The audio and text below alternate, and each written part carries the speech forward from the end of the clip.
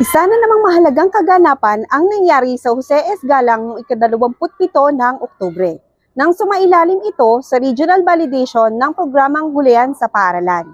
Layunin ng validation na matiyak ang aktwal na implementasyon ng paaralan alinsunod sa regional criteria. Masayang nagbigay pugay ang mga mag-aaral, guro, magulang at opisyal ng Barangay Patalak sa mga bisita mula sa Dibisyon ng Kabanatuan at Validation Team mula sa DepEd Regional Office. Ipinakita ng paaralan ang tumana na may kabuang sukat na 1,187 square meters.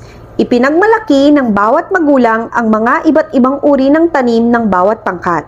Naging agaw atensyon sa mga bisita ang maayos na paggamit ng lupa ng tumana, na kung saan may nakatalagang uri ng tanim sa bawat lugar na nakadepende sa kalagayan ng lupa. Ikinatuwa din ng mga bisita ang tindahan ni Jose na nagsisilbing pamilihan ng mga inaning gulay.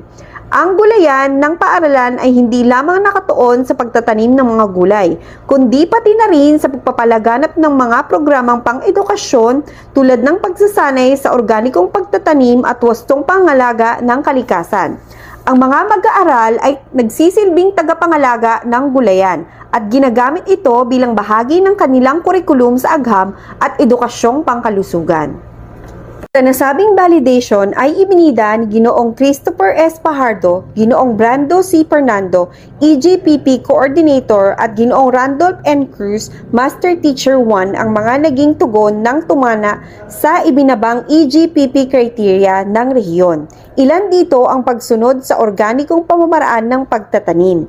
Isa din sa ipinagmamalaki ng gulayan ay ang Tumana Eco Points na naglalayong hikayatin ang mga mag-aaral na makiisa sa pangangalaga ng kalikasan sa pamamagitan ng pagdadala ng mga punla o binhing itatanim.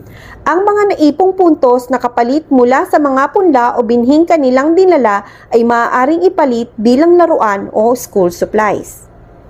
Ang tumana rin ay nakatuon sa nutrisyon ng mag-aaral upang sila ay maging aktibo.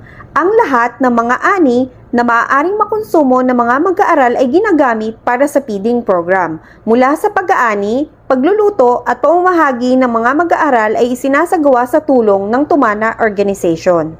Napuri din ng validator ang pagsasagawa ng paaralan ng survey kung saan ang mga mag-aaral at magulang ay sumagot sa feedback form, na siyang magiging basihan upang mas lalo pang mapabuti ang programang Gulayan.